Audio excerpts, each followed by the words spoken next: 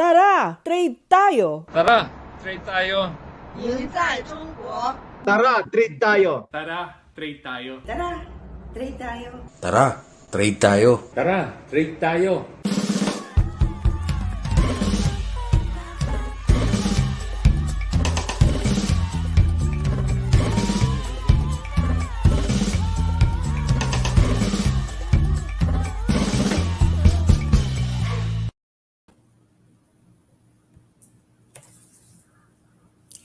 Magandang umaga! Welcome sa Trade Tayo Season 3. Handog po namin sa inyo ang mga usaping may kinalaman sa pagbili at pagbenta online.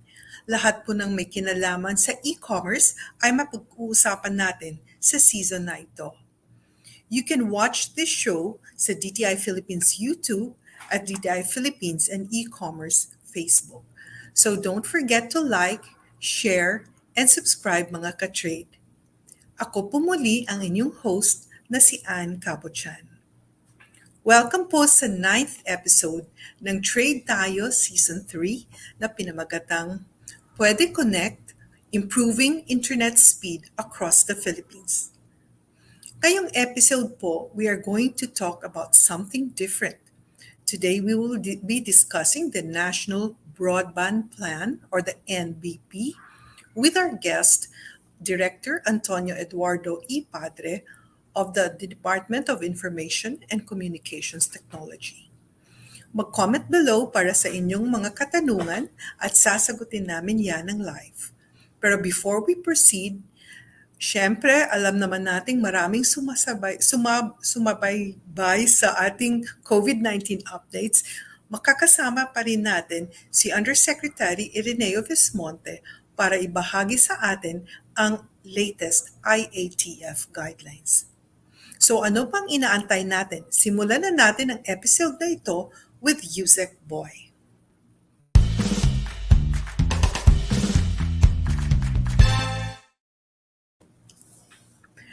Good morning, Asec Boy.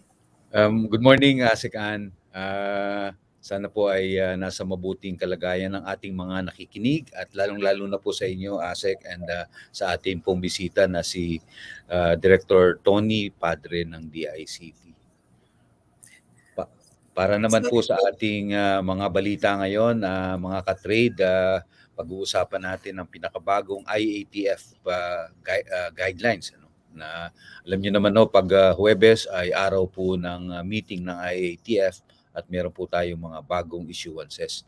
Sa IATF Resolution number 152, ang mga rekomendasyon upang matukoy ang matrix ng alert level sa mga lalawigan, ito man ay highly urbanized o independent component cities, ay muling inadjust. Ang alert level matrix ay patuloy na gagamitin para sa cross-tabulation of case classification and total COVID-19 beds utilization. Ngunit ang one-week growth rate para sa pagtukoy ng pagtaas ng alert level 1 to 2 ay tinanggal na po. Ang mga lugar na sumasailalim sa alert levels 1 at 2 ay posibleng itaas ang klasifikasyon depende sa itatalang dami ng COVID-19 cases. Para higit pang mapataas ang vaccination coverage ng bansa, ang National Task Force o National Vaccination Operations Center at lahat ng local government units ay patuloy sa fast-tracking ng vaccine deployment. Higit para sa priority groups na A2 o ang mga senior citizens age 60 and above. Kasama rin dito ang mga A3 o ang mga persons with comorbidities na hindi kasama sa mga naunang kategorya. Alinsunod naman sa IATF Resolution number 152A, inaproba na ng IATF na ilagay ang bansang France sa red list classification. Epektibo mula ngayong Disyembre 10 hanggang 15 po nitong buwan na ito. Ito po ay ang France po ay nadagdag sa current list po ng mga red list na kinabibilangan po ng South Africa, Botswana, Namibia, Zimbabwe, Lesotho, Eswatini, Mozambique, Austria, Czech Republic, Hungary, Netherlands, Switzerland, Belgium, Italy. At ito nga pong huli ay ang France. Karagdagang kaalaman po, ang mga pasaherong lumagi po sa France ng at least 14 days na 14 na araw at dumating sa bansa sa pagitan ng hating gabi ng December 10 at December 13 ay nire-require na sumailalim sa 14-day quarantine kasama ng RT-PCR test sa ikapitong araw. Dagdag pa rito, mula hating gabi ng December 13 hanggang December 15, mahigpit na ipinagbabawal ang pagpasok ng mga pasaherong galing o dumaan sa France sa loob ng nakalipas na 2 linggo, bakunado man o hindi. Ang mga Pilipinong pabalik ng bansa sa ilalim ng government at non-government initiated repatriation at bayanihan flights ang tanging pinahihintulutan na makapasok ng bansa. Ngunit ang proseso ay subject pa rin sa existing testing and quarantine protocols para sa mga galing sa red list countries o territories. Kaya naman mas maiging at pinapalahanan po natin ng mga publiko na sundin ang mga health protocols at makipagtulungan sa ating pamahalaan. Patuloy po tayo mag-ingat at piliing magpabakuna kapag may pagkakataong mabakunahan.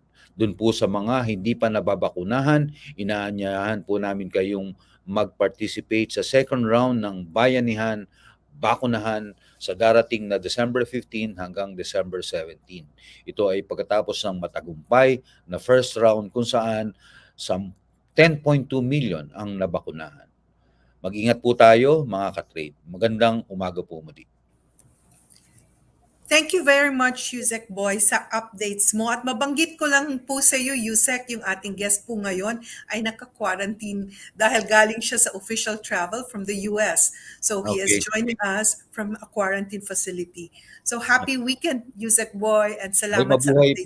Mabuhay kay si Director Padre. Can you imagine talagang lingkod tayo, lingkod bayani, ano?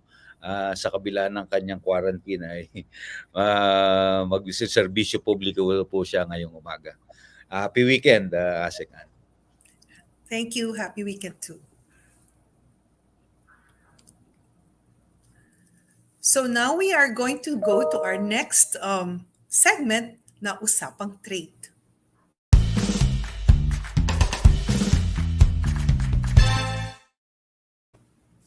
For this episode po, mapag-uusapan natin ang National Broadband Plan ng Department of Information and Communications Technology or DICT.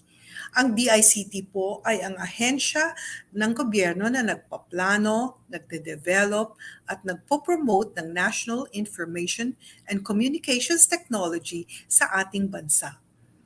Ang guest po natin for this episode ay ang Officer in Charge ng DICT-Government Digital Transformation Bureau and Project Director of the National Government Portal, Director Antonio Edward E. Padre. Director Toni?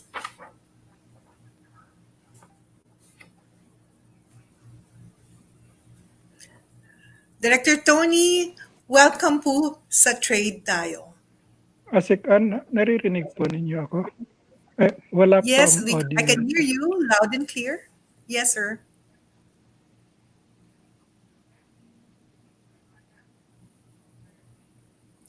I can hear you, sir, and I can see you as well on screen.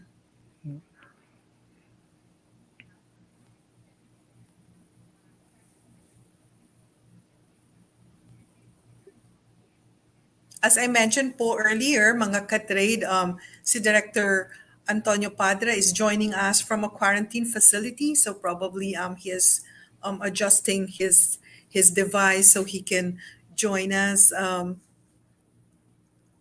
And there may be problems with connecting, and that is very relevant yung connectivity natin. Actually, yun ang mapag-uusapan natin this morning sa Trade Tayo because we will be talking about the National Broadband Plan. And alam naman po nating lahat when we are talking about, for instance, e-commerce, transactions, napakahalaga po ng ating internet, speed, and access to the internet. So kasi may mga ibang lugar hanggang ngayon na wala pa rin talaga silang internet, di ba? So speed, access, as well as how cheap or expensive it is to connect to that into the internet. So mahalaga po yung usapan natin so that you will know what government is doing to be able to really build yung tinatawag na infrastructure.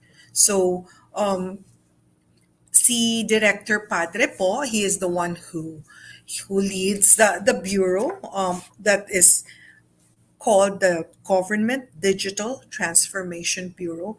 And of course, siya din yung nasa National Broadband Portal. So, yung mga projects po na napakahalaga sa DICT ngayon ay very important yung role ni Director Padre. So while we are waiting for him to connect, let me just go to another topic that is very important on a Friday. And that is yung tinatawag nating Flex Friday. So I know that this has been mentioned I've mentioned it in 2 previous episodes of Trade Tayo, yung tinatawag nating Flex Friday. So mga ka-trade, I am encouraging you to share in your personal, and even if you have yung social media accounts sa mga negosyo nyo or sa opisina nyo, to share posts where you are wearing yung mga gawa ng ating mga local entrepreneurs, local designers, pagkain na ginagawa ng ating micro, small, and medium enterprises. Kung meron kayo sa bahay nyo or sa opisina nyo, decor, furnitures na mag-showcase ng Filipino creativity and really excellence in design. I-flex nyo yan because alam nyo po by doing that, we are really giving our micro, small, and medium enterprises a big lift na tutulungan natin silang bumangon doon sa mga maraming nadapa because of the pandemic. We are able to restart the economy, which will of course benefit all of us. And we are also able to promote yung kanilang mga produkto, yung gawa nila, which should make us proud to be Filipinos kasi napakaganda po ng mga gawa ng ating mga Filipino micro, small, and medium entrepreneurs. So, kaya tinatawag po yan ng DTI na flex kasi talagang, in other words, we are showcasing. We are even parang pinagyayabang natin yung ating mga produkto na gawa ng Pilipino. So, yan yung hashtag nakikita nyo sa screen, yung hashtag Flex Fridays. So, pag nag-post po kayo, please include yung Flex Friday na yung hashtag na yan. If you can tell a little story about where you bought, for instance, kung suman ba yan, or ensaymada ba yan, or yung tsokolate na may tableya from, talagang pinopromote natin yung tableya natin, di po ba? Or yung kape, kung saan mo nakuha yung coffee beans mo from within the Philippines, flex natin yan. Yung suot nyo, or furniture nyo na gawa ng mga local natin ng mga artisans, flex po natin yan. Kasi talagang, alam nyo, tayo, the strength of the Filipinos really is talagang, ano siya, yung we are so active in cyberspace, lalo na on social media. So if we are going to do it all together, yung Flex Fridays, I'm sure that it will really make a very big impact at makaka-generate tayo ng more business for our local entrepreneurs at lalo na more jobs. Kasi pag lumaki ang kanilang negosyo, they're able to give also more employment opportunities. So may tanong po si Angel Broquesa because lagi siyang nanonood sa atin dito sa Trade Tayo. Sino po ang designer ngayon, Asec? Ako for past siguro three na episodes. Ito RTW gawa ni Randy Ortiz. He is a Filipino designer. Although yung ibang episodes naman, iba din yung suot ko. Pero lahat sila gawa ng mga Filipino designers. So, yun yung sana tayo pag gusto nating bumili or magregalo ngayong Kapaskuhan, ay unahin po natin yung mga titingnan natin, may madami diyang parang mga bazaar or yung mga pop-up stores, merong mga even yung mga markets na weekend markets or Christmas bazaars na madami doon ay talagang mga Filipino micro, small, and medium enterprises. So, dapat po doon tayo bumili para naman maging masaya yung Pasko nating lahat. So, I'm just going to ask. So thank you pala Angel for that question. I hope that we are able to promote yung ating mga kasuotan na gawa ng ating mga Filipino designers. Ito po ay RTW line po niya ha, hindi po to yung mga ginagawa niyang sadya lang para sa isang tao, hindi po. Ito po ay RTW, kaya pag pumupunta po tayo sa mga bazaar, kunyari yung katutubo na bazaar, nabibili po natin yung katulad po nito. So proud po ako na magsuot ng mga gawa ng ating mga Filipino designers, Filipino, kahit yung mga sastre natin. Kasi I still patronize yung may tinatawag nating sastre, nagpapagawa din po ako niyan. Nakakatuwa po pag nagpapagawa tayo sa kanila at yung very personalized service. So, ang tanong ko pala, sa ating technical staff, if we cannot contact Director Padre, probably we can also ask yung kanyang, I think he has other colleagues who can also speak to us in the meantime. So if we can already probably include them in the show, para po we can talk about the internet speed. So ito nga pinag-uusapan natin, internet speed, connectivity, tapos si Director Padre po obviously ay na-disconnect. So tayo po lahat, we have been the last almost 2 years, so 22 months, we have been really dependent on the internet in the work that we do in connecting with family and friends, and even in purchasing whatever we need, including groceries, medicines, and other supplies, and not only what is basic, but probably what would take our fancy, di ba?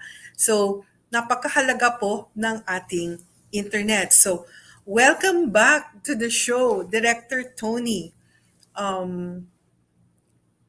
Please unmute yourself, sir, para mapag-usapan na natin, sir, yung National Broadband Plan. So, sir, can you share with us, ano po ba yung tinatawag na National Broadband Plan?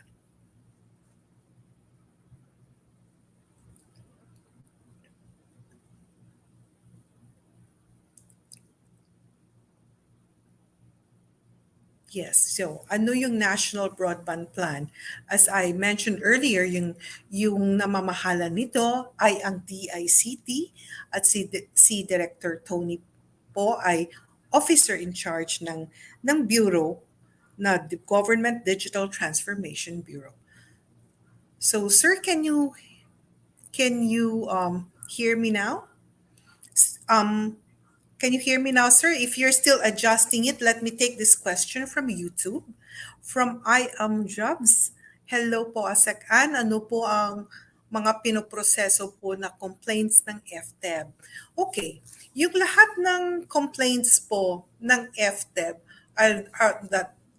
that go through mediation are those that are within the jurisdiction of the DTI. Kasi yung Consumer Act po ay meron pong ibang mga ahensya katulad ng Department of Health, Department of Agriculture. So yung pong nasa DTI po, kunyari yung mga, kung may complaints kayo about defective products, about warranties, ay sa DTI po yan, no? Pagdating sa mga what we call industrial goods.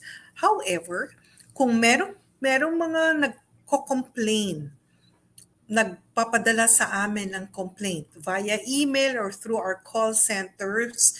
So, 1384 yung aming hotline. Meron din 0917-834-3330. Pag meron kayong makausap na aming call center agent na may complaint kayo, kahit hindi po siya within the jurisdiction of DTI, tatanggapin po yan namin sa DTI because we have a no wrong door policy. Kaya lang kasi wala kaming mandato to be able to really handle that complaint, we will endorse it to the proper government agency. Pero para lang mapapakita namin na we will not shut the door on you, we will receive it and then endorse it to the proper government agency to handle your complaint. So, yung hinahandle po ng FTEB, kunyari yung mga tinatawag natin complaints tungkol sa lemon law, pag nakabili po kayo ng brand new na kotse na turns out to be a lemon, yung not functioning as it should, yun, kasama yan sa yung within the jurisdiction of DTI, so the Fair Trade Enforcement Bureau handles that. Yung mga pag may nakikita tayo ng mga violations doon sa ating tinatawag na product standards law, kasi yung DTI may Bureau of Philippine Standards, di po ba? And we have products that are under regulation under the BPS Product Certification Scheme, katulad ng Christmas lights.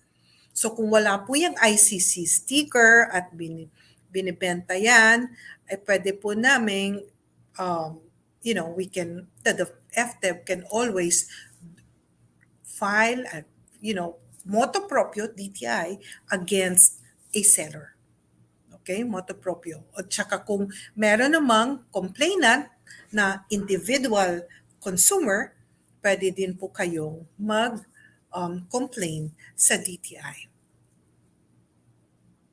Okay, so I would like to call Miss Cheska to the show.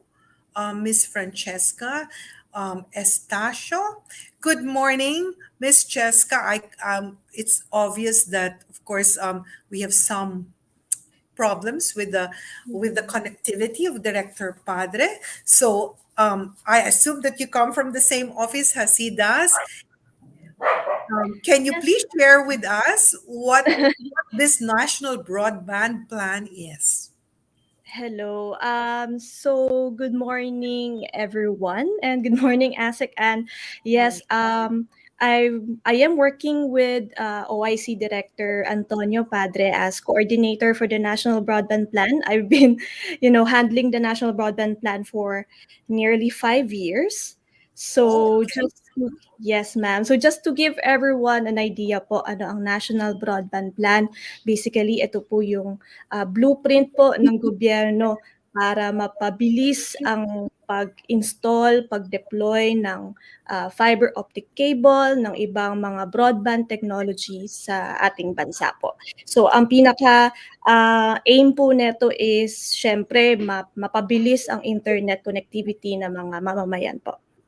So, Ms. Cheska, kasi pinatawag natin National Broadband Plan, pwede mo bang i-explain sa mga ka-trade natin in very simple terms yung what broadband is. Ano yung pa ba yung tinatawag natin na broadband? Mhm. Sige po. Ang broadband po, pag sinabi nating broadband, basically, ang ibig sabihin po nito high-speed internet po. So, mabilis na internet. Okay. So you were talking about the National Broadband Plan that you have been working on it for 5 years. Alam natin na meron niyang tinatawag na blueprint, di po ba? So that guided po tayo sa gobyerno about what we would like to see in the short term, in the medium term, or over the entire period covered by that blueprint. Doon po sa mga gusto nating mangyari sa short term, Miss Cheska, ano po ba yung mga gusto nating mangyari kaagad? Alam natin, nagkaroon tayo ng third player, right? So, ano po ba yung gusto nating mangyari in the short term? Sa short-term plan po ni DICT, regarding sa National Broadband Plan po, gusto natin na makapaglatag po tayo ng mga infrastruktura ng ICT sa mga iba't ibang parte ng Pilipinas. Lalo na sa mga parte na wala gaanong mga ICT facilities or infrastructure po. So yun po ang short-term goal ni NBP for now po. So for instance po, yung paglatag po ng fiber po, pagtayo ng mga communications tower, kasama rin po yun sa short-term plans.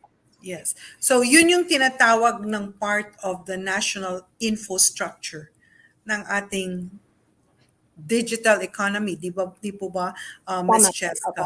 So, yung dun sa naglalatag tayo ng mga cables and ganon, pag tiningnan natin yung buong Pilipinas, masasabi ba natin na we are 90% or 95 or 85% na talagang nako-cover na natin? Kasi as you had said, what government would like to address is also yung connectivity ng what is called the remote areas, yung medyo malayo.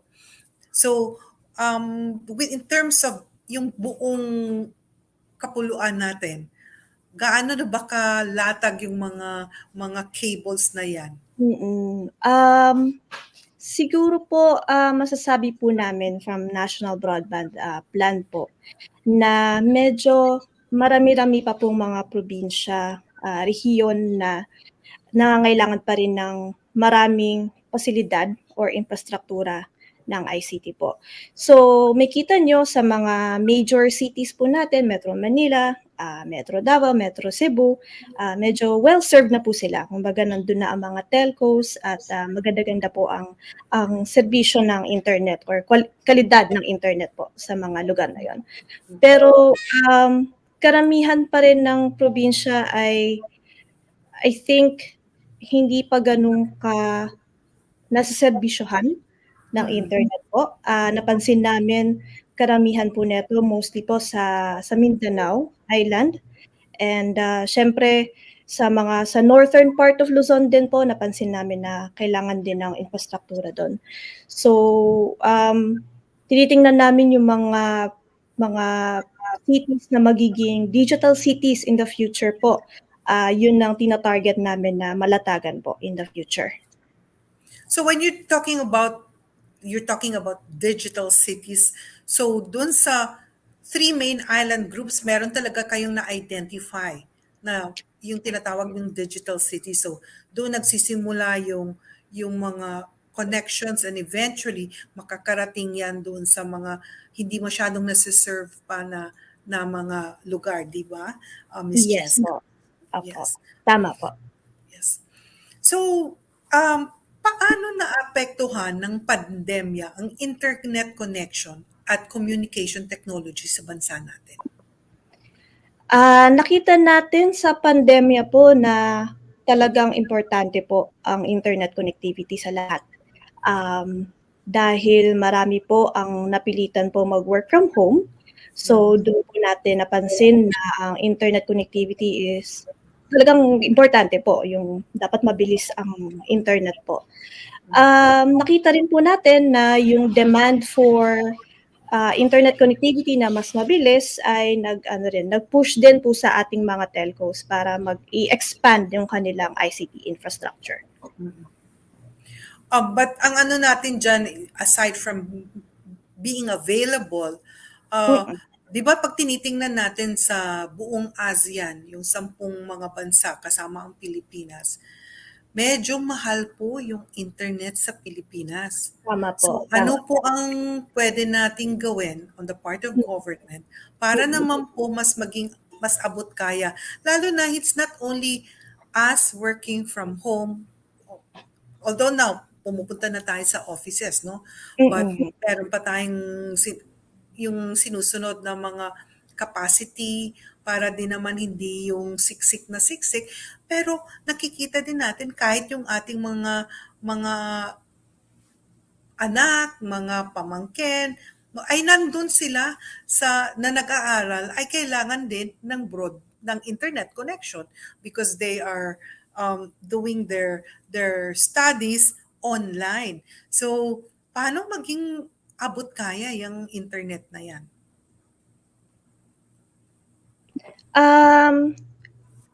Bale, ang plano po ng DICT, kasi parating tanong po din yan sa amin ng mga senador, ng mga kongresista, na ang intention po ng NBP is parang matulungan din po ang ating private sector, ang ating telco, na mapuntahan ang mga lugar na malalayo.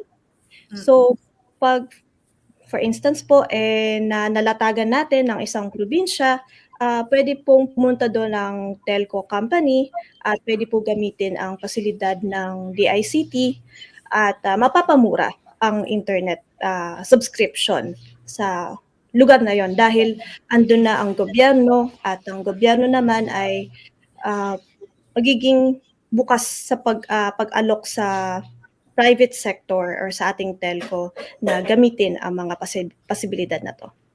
Yes, so it will make the prices of internet cheaper.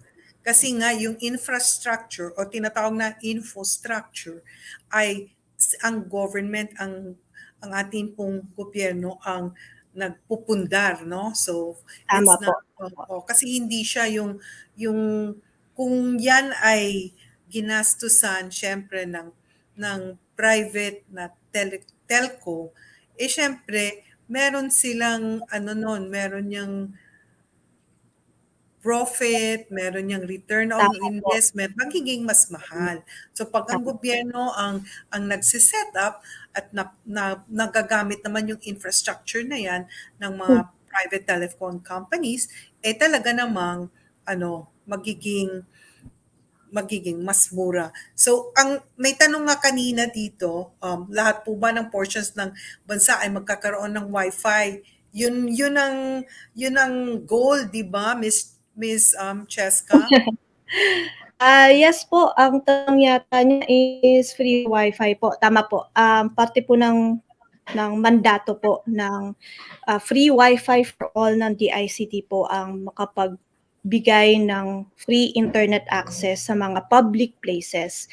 So, pwede nyo pong puntahan ang website po ng free Wi-Fi for all. Makita po natin doon ano po ang mga lugar na nakapila na po for the future. Okay, so pag yung sinasabi mong nakapila in the future, over what time frame are we talking about, Miss Cheska? Para naman they are going to look forward to something, di ba? Doon sila banda nakatira or doon sila nagtatrabaho. Kasalukuyan naman pong ongoing ang ating free Wi-Fi for all program. So, para sa mga ating mamamayan po na nag-aantay po na malatagan po sila, yun po, ongoing siya from 2022 onwards. Patuloy lang po ang paglatag sa mga lugar na ito. So doon sa National Broadband Plan, Ms. Cheska, aside from yung maglalatag ng mga cables para magkaroon ng infrastructure na yan, ano po bang iba pang mga programs or initiatives under that plan? Under the National Broadband Plan po, Yes. yes. Opo. Una po, ang National Broadband po kasi, meron po siyang 5 dibisyon. So, ang una po ay gusto nating makapaggawa ng backbone, tinatawag nating backbone sa buong bansa. Ang pangalawa po ay gusto rin nating paggawa ng cable landing stations. Maraming cable landing stations sa ating bansa para makalatag po ng mga international cable or subsea cables from other countries po. Pangatlo po ay may intention din po tayo magparami ng communications towers, lalo na sa mga missionary areas. Ang pang-apat po, yung na-mention ko earlier is yung paglatag po ng mga kable, fiber optic cable. At ang pang-5 po ay meron ding magiging proyekto si DICT sa paggamit ng satellite para sa mga lugar na medyo matatagalan po pagdating sa fiber optic cable or sa pagtayo ng communications tower. So, tinitingnan din natin yung option ng satellite po. Also, mga ka-trade, nakikita nyo naman, hindi lang tayo doon nakatutok sa mga cables na yan. Pag merong mga areas, dahil tayo ay more than 7,000 islands and we're an archipelago, there may be some places na geographically mas mahirap talaga. Meron din namang, meron pa namang yung tinitingnan nila na using satellites. So, hopefully, what when you say the broadband plan, it's over what period, Ms. Cheska? Tinitingnan po natin ang broadband plan from 2020. Nagsimula po ito ng 2017. Tinitingnan natin ang paglatag ng infrastruktura from 2021 hanggang 2025. Pero depende rin po, pwede rin po umabot ng 2026. Depende sa paglatag ng infrastruktura po. Yeah, so So, these ang are target going po, to be, 2021 to 2025 po. yeah, so this is going to be a program that will, of course, go beyond this administration. Kasi pag sinasabi kasi natin talaga infrastructure, ang tawag nito infrastructure dahil information and communications na infrastructure, talaga namang medyo ilang taon mo talaga yan ilalatag. So, I would like to read some questions that we received from our viewers. We have from YouTube, Juvelin Villamora. Kanino po dapat magreklamo pag di maganda ang service ng isang internet provider? Sige po. Asec ako po ba ang sasagot? Yes. Sige po. Kayo po ang guest ngayon. Sige po. Actually, opo, nakakatanggap nga rin po kami ng mga ganitong uri ng reklamo po regarding sa internet provider.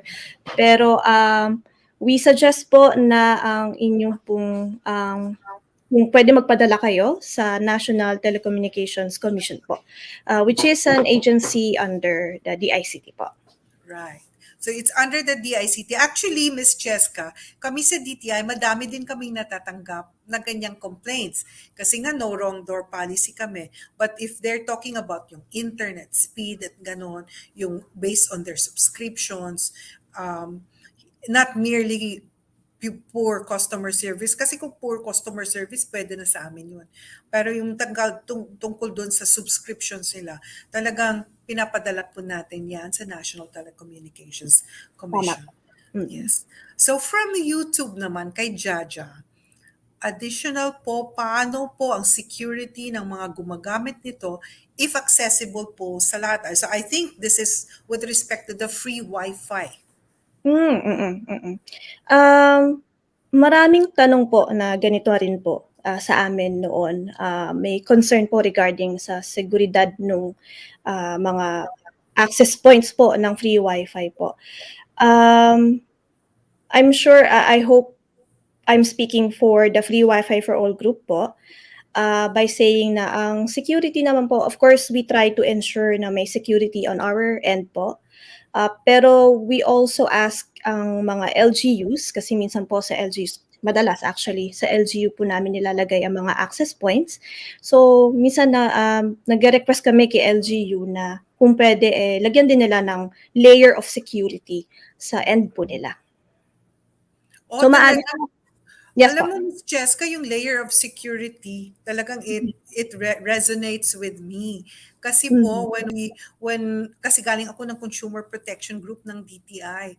Pag ano kami ng mga webinars namin to become a smart online shopper, actually sinasabi namin for them to be able to really ensure na secure yung connection nila. So I think that that additional layer of security is very welcome if we would like, you know, everybody to be able to use the internet safely.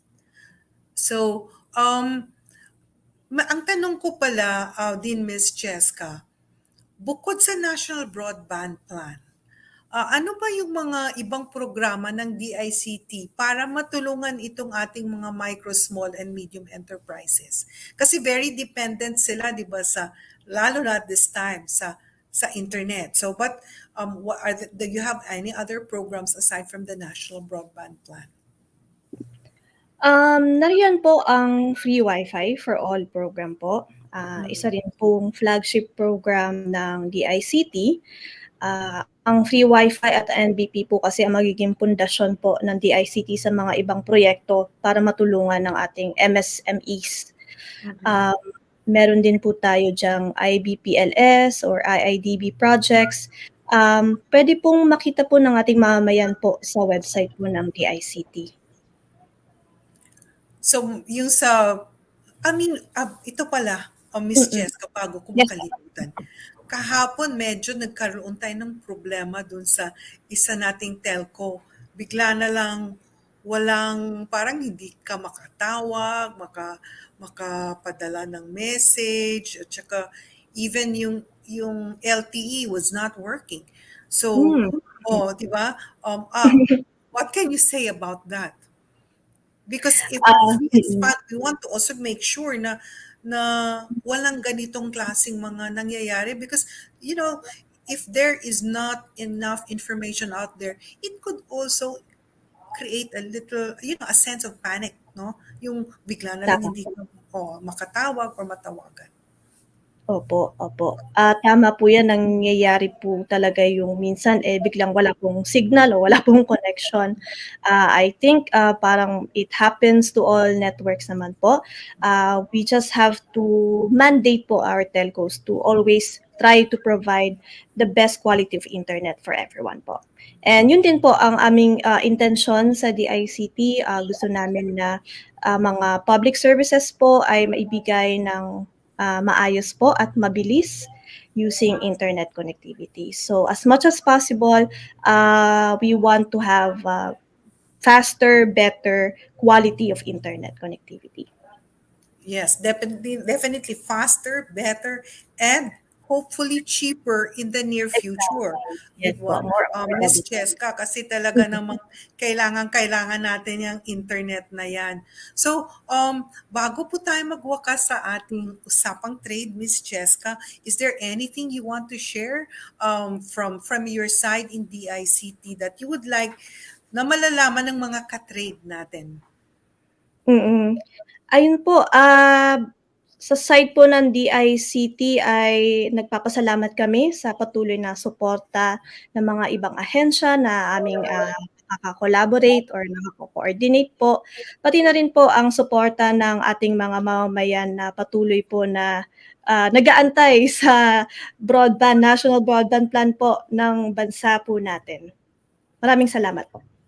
So thank you very much to you, Miss Francesca Estacio, and thank you also to Director Antonio Padre. He was really trying to connect but was unable to. At yan po nagtatapos yung ating usapang trade. And for this episode po ng Trade Tayo, wala po tayong ating mga vloggers. Hopefully, babalik sila sa mga next episode. So, dito po nagtatapos yung ating episode ng Trade Tayo Season 3. Pwede Connect, Improving Internet Speed Across the Philippines. Sana po makakasama namin kayo muli next week para sa isa na namang masayang kwentuhan. Don't forget to like and share this video, subscribe or follow DTI Facebook pages and the YouTube channel, and hit the notification bell for updates. So, ako po muli ang inyong host na si Cabochan na nagsasabing, tara, trade tayo!